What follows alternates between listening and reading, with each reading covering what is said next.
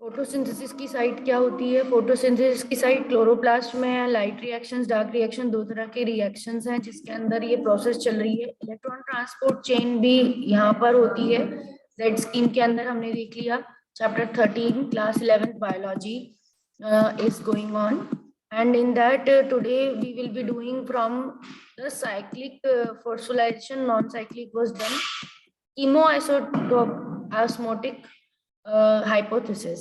ठीक है, this is our topic for today कि कीमो ऑस्मोटिक हाइपोथेसिस क्या है।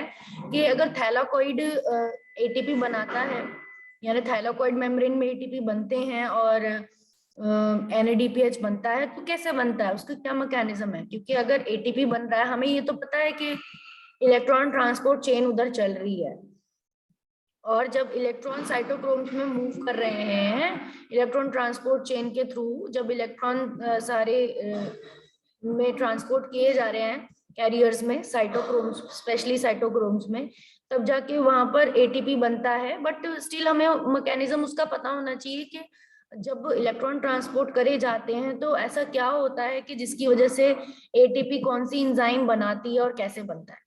तो इसका ये मैकेनिज्म है कीमोऑस्मोटिक हाइपोथेसिस, जो इसको आपको बताती है कि कैसे होता है।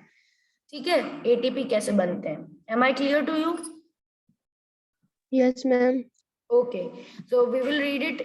Chemoosmotic hypothesis has been put forward for explaining the mechanism of ATP synthesis, which is linked to development of a proton gradient across the membranes of thylakoid. मतलब थैलाकोइड के मेम्ब्रेन के दोनों तरफ, आउटर एंड इनर तरफ, एक proton gradient का development करना ही कीमोऑस्मोटिक hypothesis है। वो हमें यही समझाती है। उसी ग्रेडियंट को जब ब्रेक किया जाता है, जो ग्रेडियंट डेवलप किया जाता है ऑलरेडी ETS के थ्रू, इलेक्ट्रॉन ट्रांसपोर्ट के थ्रू ऑलरेडी एक ग्रेडियंट बनता है, उसको जब ब्रेक किया जाता है उस ग्रेडियंट को, यानी ग्रेडियंट मतलब अंदर की तरफ प्रोटॉन्स बहुत ज्यादा अक्यूमुलेट होते रहते हैं, अंदर थैलाकोइड के इनर सरफेस पे बहुत ज्यादा एसिडिक इन्वायरमेंट बन जाता है। एसिडिक मतलब there are large number of proton inside accumulating again and again inside the thylakoid, और इसको ब्रेक करना बहुत जरूरी होता है। जब ये प्रोटॉन अंदर से बाहर की तरफ जाते हैं तो ये एक पंप के थ्रू जाते हैं, और उस पंप का नाम होता है एटीपेज पंप। ठीक है, एटीपी सिंथेज पंप। और ये पंप जब इनको बाहर वापस भेजती है तो उस फोर्स के थ्रू क्या बन जाता है, वो फोर्स से जाते हैं, और ये फोर्स के थ्रू जब वो प्रोटॉन्स बाहर जाते हैं तो क्या हो जाता है, एटीपी बन जाते हैं। एडीपी और पीआई में जुड़ जाता है। ये फोर्स क्या करता है, एडीपी और पीआई में बॉन्ड बना लेता है, और it result in the formation of the ATP. इसी से एटीपी बन जाता है। ठीक है, here the proton accumulation take place towards the inside membrane that is in the lumen। यहाँ पर प्रोटॉन्स का बहुत ज्यादा accumulation हो जाता है मेम्ब्रेन के अंदर, थैलाकोइड की मेम्ब्रेन के अंदर, and the protons that are produced by splitting of water accumulated inside the membranes of thylakoid। कि थैलाकोइड डबल मेम्ब्रेन आपको पता है, क्लोरोप्लास्ट की मेम्ब्रेन थैलाकोइड, और थैलाकोइड के जो कलेक्टेड नेटवर्क हैं वो ग्रेना है। कल हमने देखा क्लोरोप्लास्ट का स्ट्रक्चर, तो एक एक थैलाकोइड के ऊपर एक साथ जुड़े हुए बिल्डिंग की तरह ग्रेना बना रखा है, और ये भी मेम्ब्रेनस होते हैं। These are also all thylakoid are double membrane, और इस डबल मेम्ब्रेन में ये अगर इनको हम ओपन कर लें तो ये ऐसे डबल लेयर की तरह है, जिसके अंदर इलेक्ट्रॉन ट्रांसपोर्ट के चेन्स के जो सारे साइटोक्रोम्स हैं, जो इंजाइम्स हैं, वो प्रोटीन की तरह यहाँ लगी हुई हैं बीच बीच में ये सारे थैलाकोइड की मेम्ब्रेन में ये सारी प्रोटीन्स लगे हुए रहते हैं, अटैच्ड रहते हैं। क्योंकि मेम्ब्रेन का आप डायग्राम ऑलरेडी पढ़ चुके हो कि मेम्ब्रेन दोनों चीजों से बनी होती है, लिपिड से भी बनी होती है और प्रोटीन से। Proton produced by splitting of the water, and these protons are continuously stored inside the membranes of the thylakoid. As electron moves through the photosystem, protons are transported across the membrane। जैसे electrons को photosystem और 1 photosystem 2 में channel किया जाता है, ETS के through भेजा जाता है, तो वो क्या होते हैं, वो प्रोटॉन्स अंदर अंदर इकट्ठे होने लगते हैं। क्लियर हो रहा है आपको? Is it clear to you? Yes, ma'am. आगे जब आप डायग्राम देखोगे तो आपको ज्यादा समझ में आएगा जब हम यहाँ इस डायग्राम से कनेक्ट करेंगे. Can you connect this? Whatever I told you, is it similar to this? Pink colour की मेम्ब्रेन इन्होंने क्या बोली है? This is a thylakoid membrane. Clear? ये थाइलाकोइड मेम्ब्रेन है, इसमें फोटो सिस्टम 2 है. ये एनसीईआरटी का ही डायग्राम है. इसमें साइटोक्रोम बी एंड एफ है, येलो कलर का दिखा रखा है, एंड फोटो सिस्टम 1 है. Can you see it? Ma'am yes, और मैम साइड में फोटो सिस्टम सेकंड है. हाँ, फोटो सिस्टम सेकंड भी है. और मैंने बोला कि जब ये अपने इलेक्ट्रॉन्स को इधर एक से दूसरे में भेजेंगे, फोटो सिस्टम सेकंड से 2 इलेक्ट्रॉन साइटोक्रोम बी और एफ में आएंगे, साइटोक्रोम बी और एफ से it will come in photo system 1. तो क्या होगा तब? इस वक्त क्या होगा कि हमेशा हर स्टेप में जैसे ही इलेक्ट्रॉन जंप करेगा इधर से इधर, बीच में प्रोटॉन भेजता जाएगा इधर अंदर की तरफ. इधर से इधर जंप करेगा साइटोक्रोम से फोटो सिस्टम की, तो 2 और भेज देगा. तो ऐसे करते करते जब ये बार बार ऐसी प्रोसेस चलती रहती है तो प्रोटॉन यहाँ एक्यूमुलेट होते रहते हैं. Proton get accumulated inside the lumen. Clear हो रहा है बेटा? Is it clear? Yes ma'am. तो फिर इसमें लास्ट में इतना ज्यादा कंसंट्रेशन बढ़ जाता है प्रोटॉन्स का कि अब वो बाहर निकलना चाहते हैं, बिकॉज अंदर बहुत सारे आयंस हो गए, एसिडिक नेचर हो गया. तो एक ऐसी पंप होती है, एक ऐसी मशीन है, ये येलो कलर की यहाँ पे ये भी लगी रहती है इसमें थाइलाकोइड की मेम्ब्रेन में. तो इसमें पोर भी होता है, इसमें एक चैनल होता है, पोर होता है, जिसके थ्रू प्रोटॉन्स बाहर भेजे जाते हैं. और जब ये भेजे जाते हैं तो ये क्या करती है? इतना फोर्स जनरेट करती है कि एडीपी में क्या जुड़ जाए?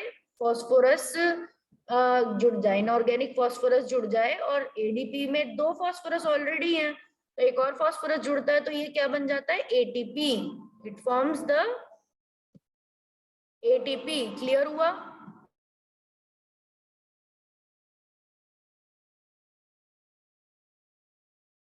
क्लियर? कैसे जो प्रोटॉन्स हैं जब ये ग्रेडियंट को ब्रेक करके बाहर आ रहे हैं, साइटोप्लाज्म में आ रहे हैं क्लोरोप्लास्ट के, तो एटीपी सिंथेज क्या बना रही है? एडीपी में फॉस्फोरस जोड़कर, इनऑर्गेनिक फॉस्फोरस जोड़कर it is making what? ATP.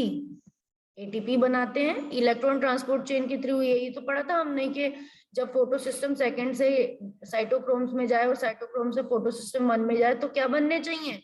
ATP. तो एटीपी ऐसे बनते हैं. ये इनका मैकेनिज्म है और इस मैकेनिज्म को बोलते हैं केमी ऑस्मोसिस. क्या बोलते हैं? केमी ऑस्मोसिस. क्लियर हो रहा है बेटा? Is it clear? Is it clear? Yes ma'am. और मैम ये केमिकल की वजह से ही हो रहा है, जो केमिकल्स होते हैं. ये सही है क्योंकि नेम का पूरा सीधा मीनिंग होता है. तो because of protons movement only the ATP is form. और ऑस्मोसिस इसमें आपको दिख रहा है मेम्ब्रेन्स को क्रॉस कर रहे हैं प्रोटॉन्स. तो मेम्ब्रेन को क्रॉस करता है जब भी कोई मटेरियल तो हम ऑस्मोसिस वर्ड देते हैं. और प्रोटॉन्स कर रहे हैं इसलिए केमी ऑस्मोसिस हो गया. And it is the ATP formation by chemiosmosis. अगर क्वेश्चन आ जाए तो आप ये डायग्राम बनाओगे केमी ऑस्मोसिस में, और ये डायग्राम ही पूरा क्लियर कर देगा कि how the protons are moving from ATP synthase enzyme and it is resulting in the formation of ATP. Clear?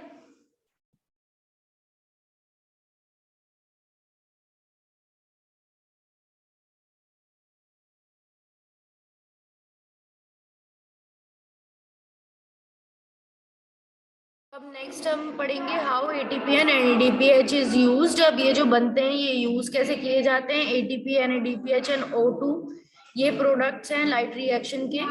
O2 diffuses out. अब ये बताएंगे हम एटीपी, एनएडीपीएच और O2 ये कैसे बनते हैं, ये कैसे प्रोडक्ट्स बनते हैं लाइट रिएक्शन के. O2 जो होती है वो डिफ्यूज की जाती है chloroplast, while ATP and NADPH are used to drive the process. तो O2 तो बाहर, जो O2 बनती जा रही है वो तो बाहर रिलीज करती जाती है एयर में, पर ATP जो बने और NADPH जो बने वो आगे किसके लिए काम आएंगे? They will be used for biosynthetic phase, dark reactions के लिए काम आएंगे. Is it clear? Yes ma'am.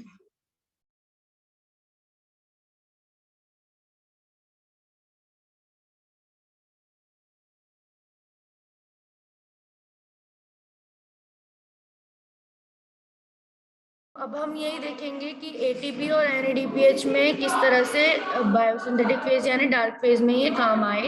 ATP और एनएडीपीएच का क्या रोल है CO2 और H2O को लेकर, और कैसे कार्बोहाइड्रेट बनते हैं। This will be dark reaction. And इसको किसने सबसे पहले किसने प्रूव किया, मेल्विन केल्विन में।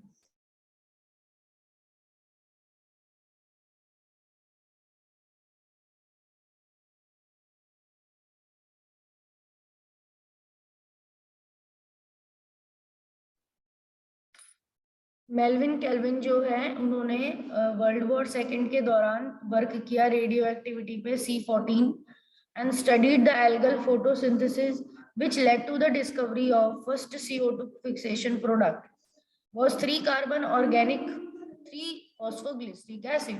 तो उसने ये बताया कि जैसे ही डार्क रिएक्शंस होते हैं, तो डार्क रिएक्शन के वक्त क्या होता है, सबसे पहला प्रोडक्ट बनता है एक कार्बन का जो 3 कार्बन का ही होता है। सबसे पहली बार जब CO2 फिक्स होती है रिएक्शंस के थ्रू, तो एक प्रोडक्ट बनता है जिसे बोलते हैं 3 कार्बन ऑर्गेनिक प्रोडक्ट, और इसका नाम है 3 phosphoglyceric acid PGA। 3 phosphoglyceric acid PGA की वजह से उन प्लांट्स को C3 प्लांट्स बोल दिया जाता है। क्या बोल दिया जाता है, C3 प्लांट्स। क्लियर।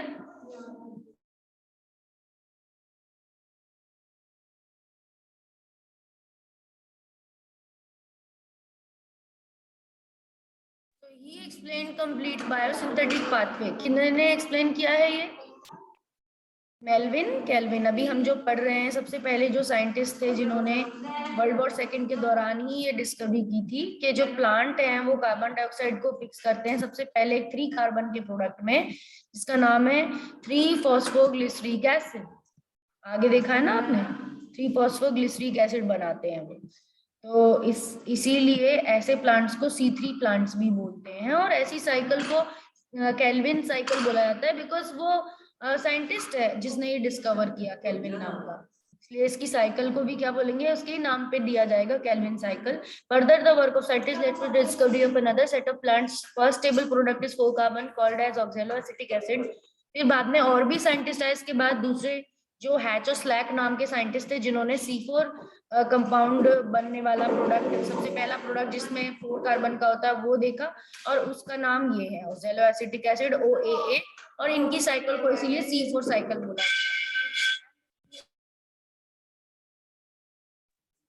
इसमें C3 एसिड के बनते वक्त जो फॉस्फोग्लिसरिक एसिड बन रहा था उसे C3 पाथवे बोल दिया, और जिन प्लांट्स में फर्स्ट प्रोडक्ट C4 एसिड्स का था उन्हें C4 पाथवे बोल दिया। ठीक है, is it called, it is clear और not, is it clear. C3 plants और C4 प्लांट्स का कंसेप्ट क्लियर, आई होप आपको।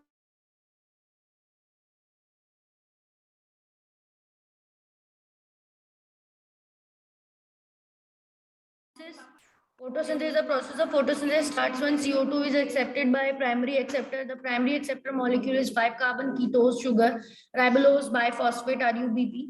तो प्रोसेस है फोटोसिंथेसिस की जो स्टार्ट होती है जब CO2 एक्सेप्ट किया जाता है प्राइमरी एक्सेप्टर से।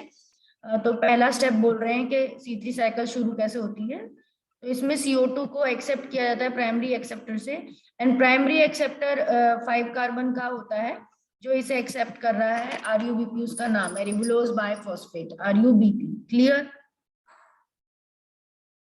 इज इट क्लियर बेटा।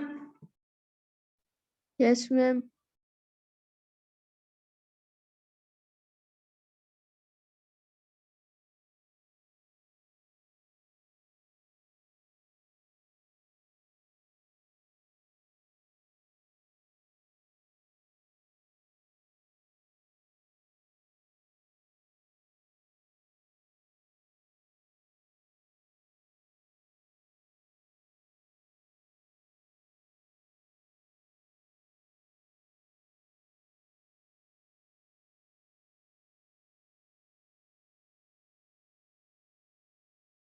देखते हैं राइबोलोज बाइफॉस्फेट। एक और बार मैंने आपको पहले भी बताया था कि RUBP नीट में भी क्वेश्चन आया है कि विच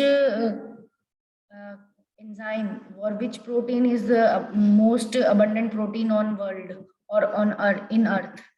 अर्थ में सबसे ज्यादा अबंडेंट प्रोटीन कौन सा है, या कौन सी ऐसी एंजाइम है जो सबसे अबंडेंट है, तो उसका नाम यही है, रिबुलोज बाइफॉस्फेट कार्बोक्सिलेज ऑक्सीजनेज। ये तो 5 कार्बन का एक्सेप्टर मॉलिक्यूल है, पर इस एक्सेप्टर मॉलिक्यूल के साथ जिस जो एंजाइम इसको CO2 को जोड़ती है, वो एंजाइम सबसे ज्यादा इंपॉर्टेंट होती है, और वही सबसे ज्यादा वर्ल्ड में सबसे ज्यादा होती है। उसको बोलते हैं रूबिस्को। उसको क्या बोलते हैं? सारी चीजें बड़ी हैं इसमें, बट कहीं कहीं पे आप देखोगे IS भी छोटा में दिखेगा और O छोटे में दिखेगा, क्योंकि ये क्या है, रूबिस्को एंजाइम का नाम है, और ये सबसे ज्यादा अबंडेंट एंजाइम होती है। क्यों? क्योंकि ये वाला स्टेप कैटलाइज करती है 5 कार्बन को CO2 को जोड़ने में। 5 कार्बन मॉलिक्यूल को CO2 को जोड़कर पहला 3 कार्बन का प्रोडक्ट बनाती है। और प्लांट्स तो सबसे ज्यादा है ही अर्थ पे, प्राइमरी प्रोड्यूसर्स हैं प्लांट, तो प्लांट सबसे ज्यादा है, इस वजह से उसकी एंजाइम भी क्या है, सबसे ज्यादा है। क्लियर हो गया? और आप देखोगे कि C4 प्लांट में भी RUBP और रूबिस्को एंजाइम मिलती है, क्योंकि C4 प्लांट्स 2 साइकिल्स चलाते हैं। ऊपर तो उनमें C4 साइकिल चल रही होती है एक सेल्स में, बंडल शीट सेल्स में, और नीचे जो मीजोफिल सेल्स होते हैं उनमें C3 साइकिल भी नीचे ही चल रही होती है। तो 2 तरीके के सेल्स हैं, ये आपस में कनेक्टेड भी होते हैं प्लाज्मोडेस्माटा के थ्रू। तो इनमें 2 साइकिल साथ में चल रही होती हैं, और इसमें भी C4 हो चाहे C3 हो, सब में रूबिस्को एंजाइम होती ही है। ठीक है। तो इसीलिए प्लांट्स जितने भी होंगे, ग्रीन प्लांट जितने भी होंगे, उनमें रूबिस्को एंजाइम होने की वजह से, इवन जो भी ग्रीन कलर के एल्गीज भी होंगे, एक्वेटिक एल्गी भी होंगे, उनमें भी रूबिस्को एंजाइम होगी। क्लियर? ये जो C3 साइकिल है, इसके 3 स्टेप्स होते हैं। It makes the sugars in 3 steps called, first step is carboxylation, second step is reduction, third step is regeneration. Is it clear बेटा? Are you there with me? Are you listening me? मैं क्या बता रही हूँ आपको? 3 step yes है ma'am. 3 cycle के, carboxylation, reduction, regeneration.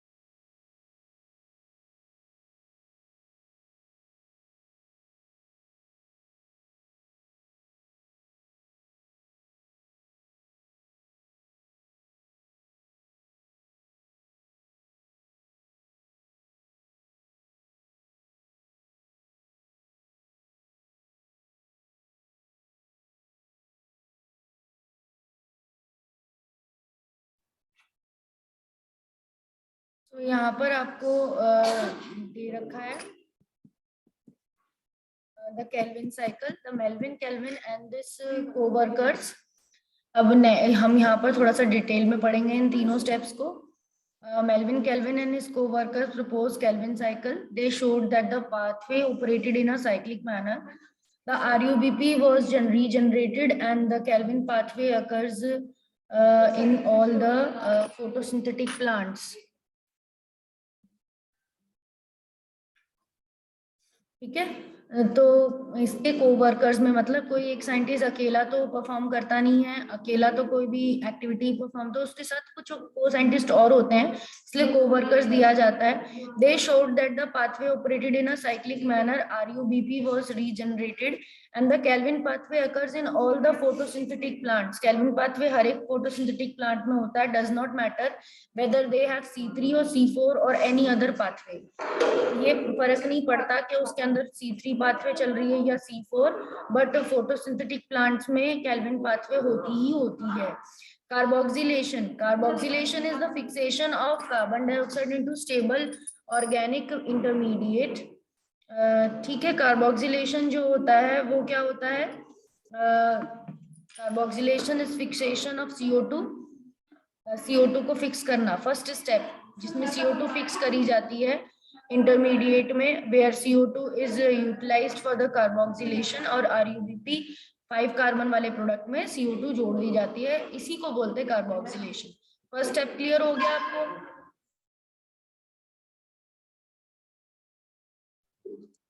Ma'am ये क्रूशियल स्टेप क्यों कहा गया है इसे? Carboxylation is the most crucial step. Step होगा बेटा, फर्स्ट स्टेप हमेशा क्रूशियल होता है, क्योंकि अगर फर्स्ट नहीं होगा तो साइकिल में कोई भी चीज, कोई भी स्टेप आगे हो नहीं पाएगा। ठीक है, तो इसीलिए क्रूशियल है ये। Okay ma'am.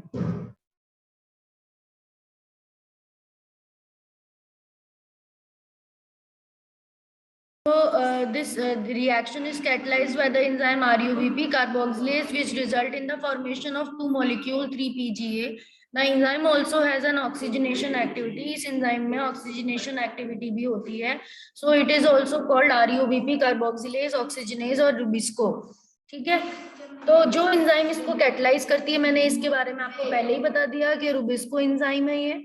और रुबिस्को एंजाइम क्या है? कार्बोक्सिलेज और ऑक्सीजनेज दोनों एक्टिविटी रखती है अपने अंदर, मतलब वो कार्बन डाइऑक्साइड को भी ऐड कर सकती है RUBP में, और ऑक्सीजन को भी ऐड कर सकती है, तो दोनों को ऐड कर सकती है, इसीलिए इसके नाम में कैपिटल C कैपिटल O आता है लास्ट में। क्लियर हो रहा है? Is it clear? Yes ma'am.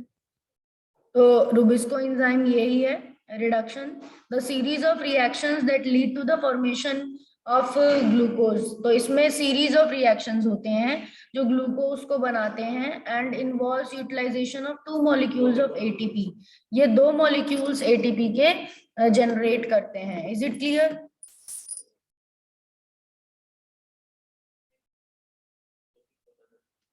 Is it clear बेटा? 2 मॉलिक्यूल 3 कार्बन के बनाते हैं ये, they will make, it will make the 2 molecules of 3 carbon. Okay, yes ma'am.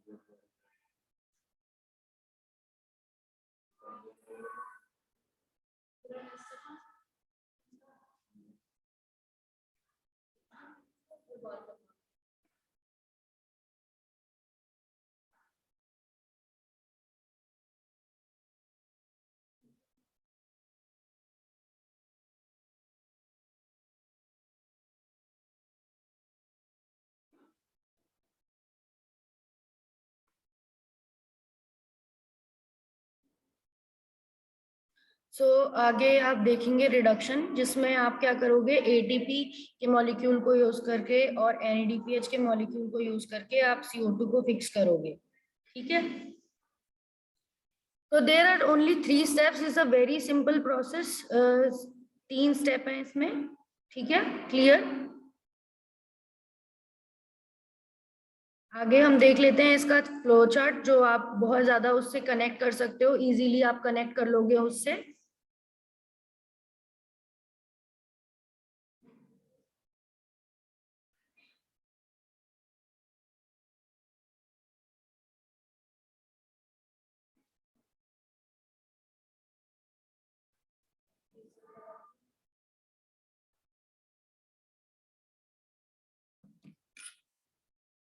And इसमें हम देख रहे हैं कि there will be the reduction, इसमें रिडक्शन होगा। तो रिडक्शन आप जनरल समझ सकते हो कि NADPH से हाइड्रोजन्स को यूज करके हाइड्रोजन्स को CO2 में ऐड किया जाता है, और जिससे कार्बोहाइड्रेट बनाए जाते हैं। क्या बनाए जाते हैं? कार्बोहाइड्रेट। आपको पता है कार्बन डाइऑक्साइड में जुड़ेंगे हाइड्रोजन्स, तो कार्बोहाइड्रेट में वो कन्वर्ट होगा, ठीक है, it will be converted into carbohydrate. The fixation of 6 molecules of CO2 and 6 turns of the cycle are required for the removal of 1 molecule of glucose from the pathway. तो इसको fix करने के लिए 6 molecule CO2 के और 6 turns चलने पड़ेंगे cycle को, क्योंकि हमें क्या बनाना है? ग्लूकोज बनाना है। ग्लूकोज का फॉर्मूला क्या है? C6H12O6 है। We have C6H12O6 formula.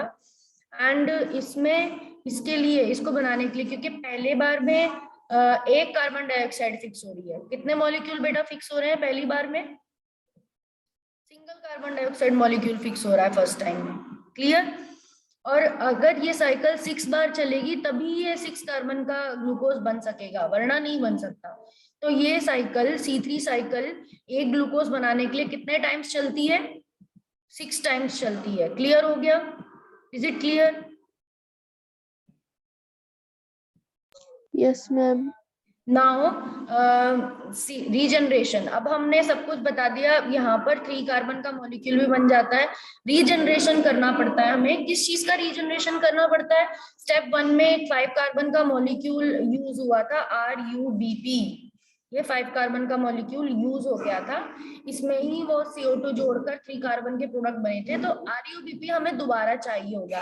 We need RUBP and this regeneration is also crucial, क्योंकि CO2 एक्सेप्टर मॉलिक्यूल है इसका, and CO2 acceptor molecule RUBP crucial होगा if the cycle is to continue uninterrupted।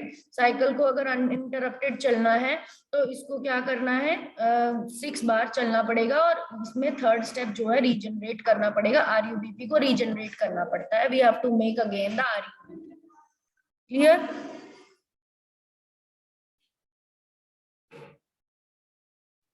Is it clear?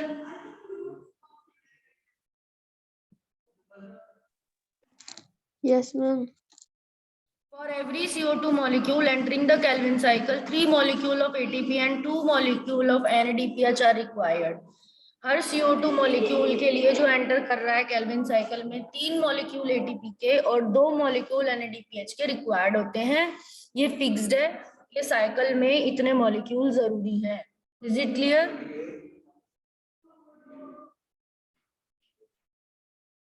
Is it clear बेटा? Yes ma'am. Ma'am ये cycle अभी complete होने वाली हो गई। हाँ, ये तो साइकिल कंप्लीट ही हो गई। आपको कितने CO2 यूज हुए? एक साइकिल के लिए एक CO2, 2 मॉलिक्यूल ATP के यूज हुए एंड 2 मॉलिक्यूल NADPH के यूज हुए। ये साइकिल आपकी NCERT में इमेज में भी दी हुई है, यहाँ पे भी सेम इमेज है।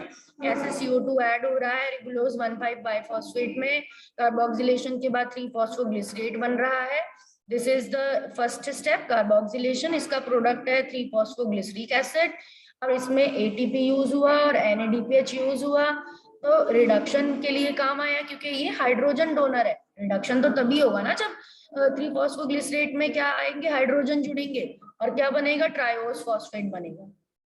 You will get triose phosphate that will be converted into sugars.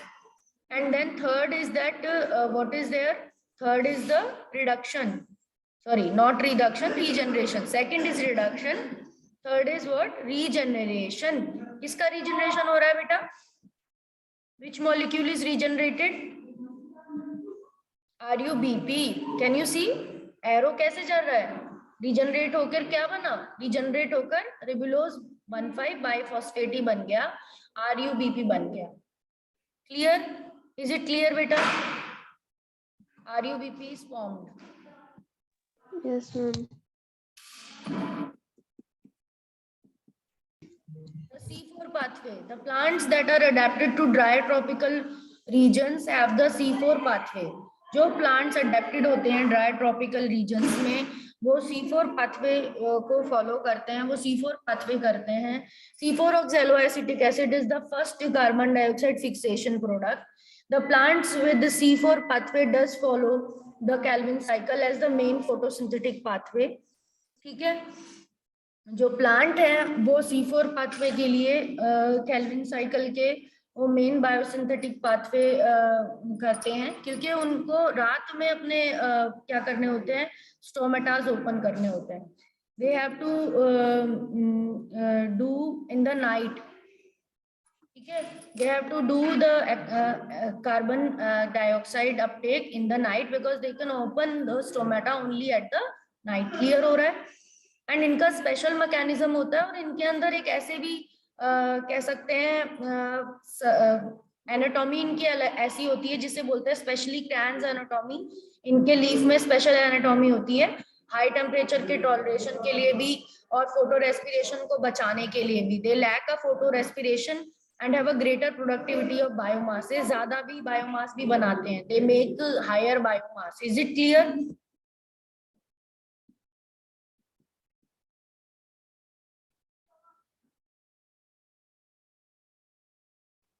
Is it clear बेटा? यहाँ पर हम उस एनाटॉमी का नाम बताएंगे. It is called as Kranz anatomy. इस तरह से एग्जाम में भी आती है कि what do you mean by Kranz anatomy, in which plant they are found. तो C4 and dry tropical area plant they are found. ठीक है, इनके अंदर मैकेनिज्म होता है, एक ऊपर टर्म आई थी फोटो रेस्पिरेशन को बचाने का मैकेनिज्म. तो फोटो रेस्पिरेशन होती क्या है, पहले बात हमें ये भी समझ में आना चाहिए.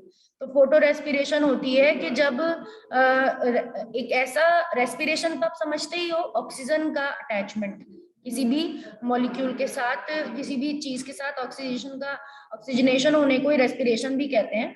तो आपको पता है रूबिस्को एंजाइम क्या है. रूबिस्को एंजाइम के अंदर एक डिसएडवांटेज ये है कि जैसे वो कार्बन डाइऑक्साइड के साथ अटैच हो रही है, वैसे वो ऑक्सीजन के साथ भी अटैच होती है. पर जब वो ऑक्सीजन के साथ अटैच होती है उस टाइम पे ATP कम बनते हैं और NADPH भी नहीं बनते. There is no formation of NADPH in this site. We can say and there will be, we can say loss to the plant. इसी लॉस को बचाने के लिए ऑक्सीजन से, ताकि रिएक्शन ना हो, इसी लॉस को बचाने के लिए प्लांट एक क्रान्स एनाटॉमी तरह का स्ट्रक्चर जो है अपनाता है. It uses Cran's anatomy because it has a large cells called as vascular bundles and they are called bundle sheath cells. Bundle sheath cells उसे कहा जाता है. Bundle sheath cells में and the leaves which have such anatomy are called Cran's anatomy. और ऐसे पत्तों को Cran's anatomy कहा जाता है. ठीक है, bundle sheath cells कहा जाता है. bundle sheath cells में ये मैकेनिज्म होता है. The bundle sheath cells may have formed the several layers. Bundle sheath cells layered होते हैं and around the vascular bundle के चारों तरफ होते हैं ये. And they have large number of chloroplast. इनके अंदर बहुत ज्यादा क्लोरोप्लास्ट होते हैं. थिक वॉल्स होती हैं ताकि गैस एक्सचेंज बिल्कुल कट ऑफ हो जाए इनका. वो इसीलिए कर रहे हैं बिकॉज सिर्फ क्या हो, CO2 तो आए, बस ऑक्सीजन से रिएक्शन नीचे ना जा पाए. मैंने पिछले स्लाइड में आपको बताया कि बंडल शीथ सेल ऊपर रखा रहता है, मीजोफिल सेल नीचे रखा रहता है. इनके बीच में ब्रिज होता है. There is a channel, bridge होता है दोनों के बीच में, और उस ब्रिज से सब्सटेंसेस बन के इधर आ सकते हैं और इधर से ऊपर जा सकते हैं. तो ये दो तरह की एनाटॉमी है इन सेल्स में. C4 प्लांट्स में ये मिलती है. क्लियर हो गया? Is it clear? The bundle sheath cells have several layers. This pathway of C4 plants is also called Hatch or Slack, क्योंकि Hatch और Slack नाम के साइंटिस्ट ने इसे दिया था. Is it clear?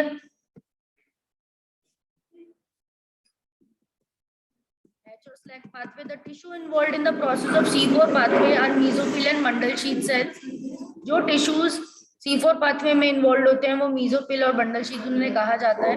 जो प्रोसेस स्टार्ट होती है मेसोफिल में पहले जो स्टेप्स हैं वो mesophyll, the process start in mesophyll when CO2 is accepted by primary CO2 acceptor which is 3 carbon molecule. यहाँ पर 3 कार्बन मॉलिक्यूल का एक्सेप्टर है, यहाँ पर कौन है 3 कार्बन मॉलिक्यूल का acceptor.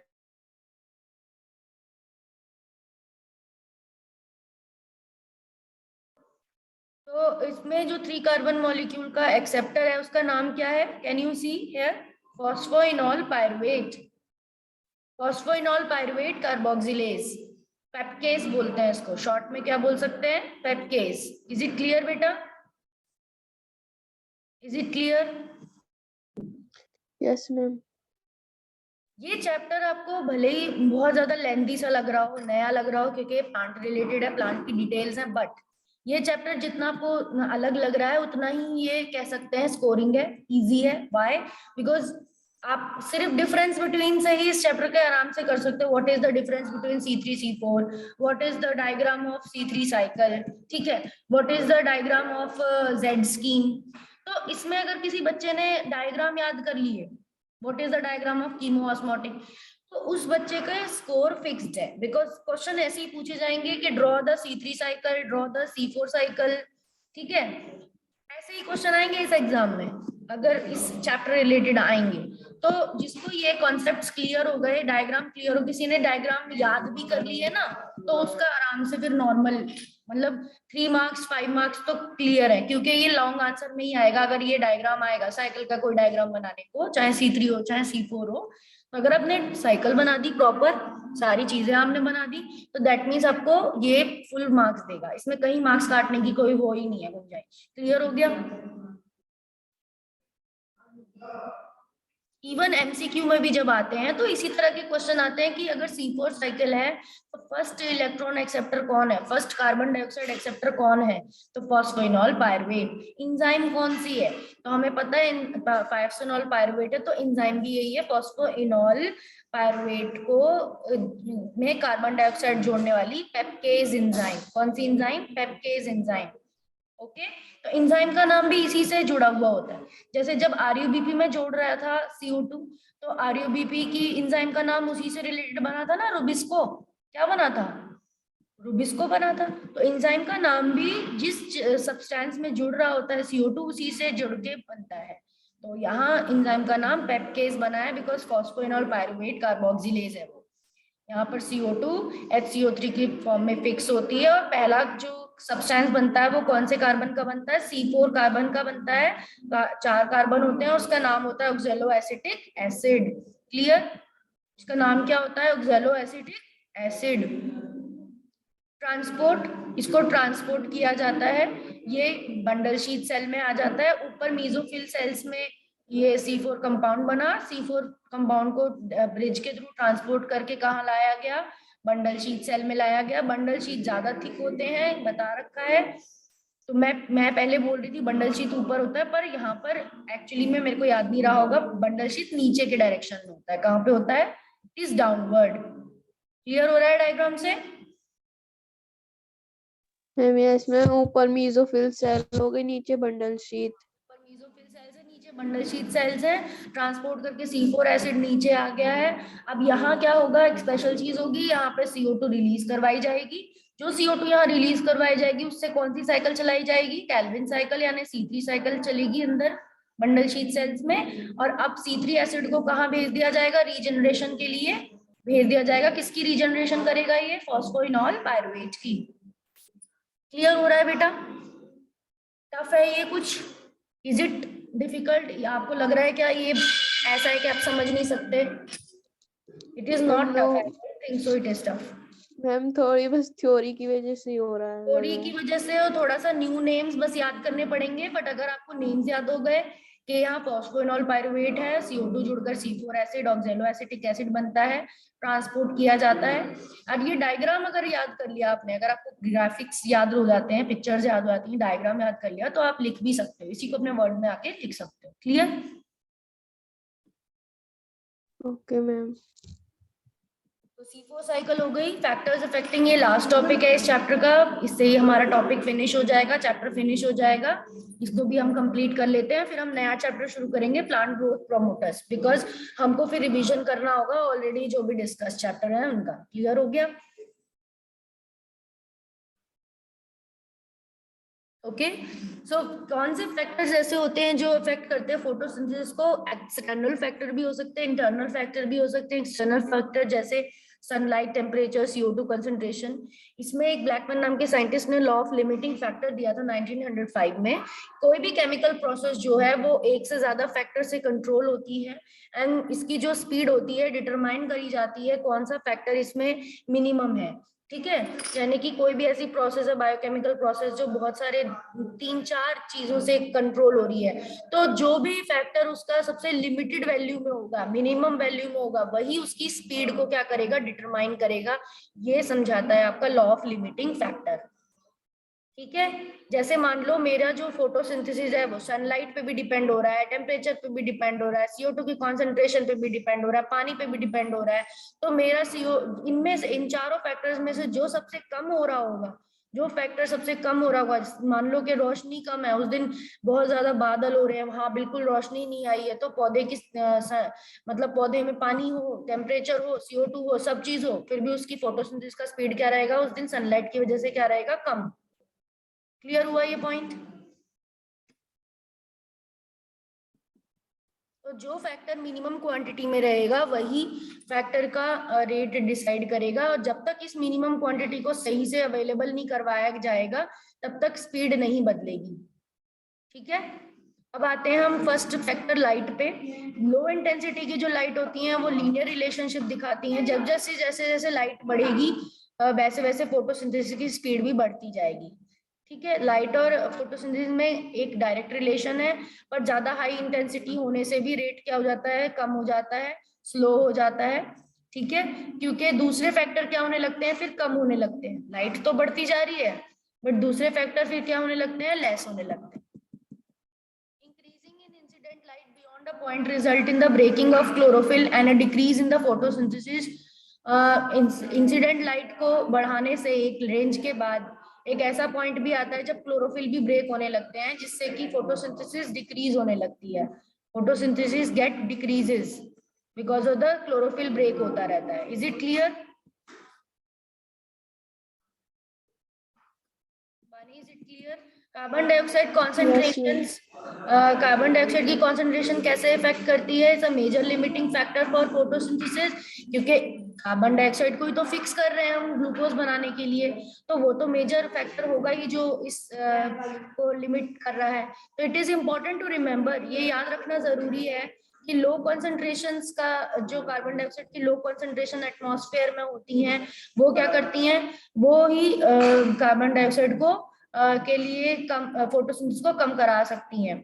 And increase in the concentration, अगर हम इसे थोड़ा भी बढ़ा देंगे, अगर CO2 हवा में बढ़ने लग गई, हालांकि CO2 एक ग्रीन हाउस गैस भी है, CO2 एक कह सकते हैं ग्रीन हाउस इफेक्ट करती है, तो वो पॉल्यूटेंट की तरह भी है, बट इसी पर इससे क्या होगा, थोड़ा भी अगर 0.05 भी हो गई 0.3 से, तो क्या होगी, हमारी कार्बन की फिक्सेशन क्या हो जाएगी, बढ़ जाएगी। And increased beyond this level can damaging, पर अगर और ज्यादा हुई तो डैमेज भी हो सकता है। ठीक है, तो 0.05 तक रेंज है, उसके बाद वो डैमेजिंग हो जाती है।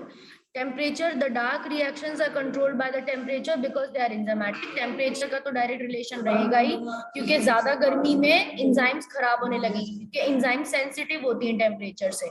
एंड अगर हायर टेम्परेचर होता है तब भी एंजाइम्स काम नहीं कर सकते। एंड C4 प्लांट्स फिर भी कंपेयर टू C3 प्लांट्स थोड़े ज्यादा हायर में, क्योंकि हमने बता ही दिया डेजर्ट में मिलते हैं C4 प्लांट्स, ज्यादातर ट्रॉपिकल एरियाज में मिलते हैं। तो C4 तो भी टेम्परेचर थोड़ा सा टॉलरेट कर सकते हो, C3 नहीं कर सकते। And the temperature optimum for the particular plant depends on it's natural habitat. Temperature किस पे डिपेंड करता है, कहाँ वो प्लांट उग रहा है। Tropical plant have a higher temperature, tropical plants क्या क्या रखता है, हायर टेम्परेचर रखता है देन द टेम्परेट प्लांट। तो यही चीज हमने बताई, ड्राई एरिया का जो प्लांट है हाई टेम्परेचर में रहता है। Water, Effects of water is more on the plant rather than directly on photosynthesis. पानी का इफेक्ट जो है प्लांट पे ज्यादा है rather than photosynthesis पे. Water stress result in closing of stomata. Water का स्ट्रेस अगर ज्यादा हो तो प्लांट के स्टोमेटा क्लोज भी हो जाते हैं. And thus reduced availability of CO2. CO2 की अवेलेबिलिटी कम कर देते हैं. एंड क्यों? क्योंकि स्टोमेटा बंद होते ही CO2 तो आने वाली नहीं है. अब स्टोमेटा से ही CO2 एक्सचेंज होती है. तो पानी, पहले तो पानी कम हुआ, पानी हमने उस पौधे में डाला नहीं, जिसकी वजह से स्टोमेटा बंद हो गए. क्यों? क्योंकि वाटर स्ट्रेस फील हुआ. अब स्टोमेटा ओपन होने से तुम्हें पता है कि सूरज की धूप से पानी उड़ता भी रहेगा उन स्टोमेटा से, ट्रांसपिरेशन होगी. तो ट्रांसपिरेशन लॉस को बचाने के लिए, पानी को कंजर्व करने के लिए स्टोमेटा बंद किए, पर उसकी वजह से और क्या रुक गई? CO2 भी रुक गई. तो जिसकी वजह से पौधे में फोटोसिंथेसिस की स्पीड भी क्या हो जाएगी? लेस हो जाएगी. Is it clear? Water stress also lead to wilting of leaf. Water stress की वजह से विल्टिंग भी हो जाएगी लीफ की. विल्टिंग मतलब सिकुड़ जाएंगे, श्रिंक हो जाएंगे leaf. Wilting leaves means reduce surface area, reduce moisture and metabolic activities भी उसकी कम हो जाएंगी. यहाँ तक क्लियर हुआ? Yes ma'am. तो यहाँ पर आपका चैप्टर फिनिश हो गया. This was the last topic कि कैसे वाटर, कैसे आपका enzymes, temperature and carbon dioxide की concentration, light and law of limiting factors affect करते हैं फोटोसिंथेसिस को. आज हमने C4 साइकिल्स भी पढ़ लिए, C3 साइकिल्स भी पढ़ लिए, डार्क रिएक्शंस यानी हमारे सारे हो गए. एंड इसमें हमने स्टेप्स पढ़ लिए मेल्विन केल्विन साइकिल के. So this was all for today. I will now and the class. Okay, so I hope आपको इतनी अच्छी तरह से समझाया है कि आपको सब समझ में आया होगा. And there must not be any doubt. Okay, and make the notes and learn for your exams. Okay, ma'am. yes, tell me. Ma'am ये वाले नोट्स जो मैं अपने PDF दे रखी, यही नोट कर लें? हाँ, PDF को ये पावर पॉइंट से बना सकते हो, सफिशिएंट है ये. ठीक है.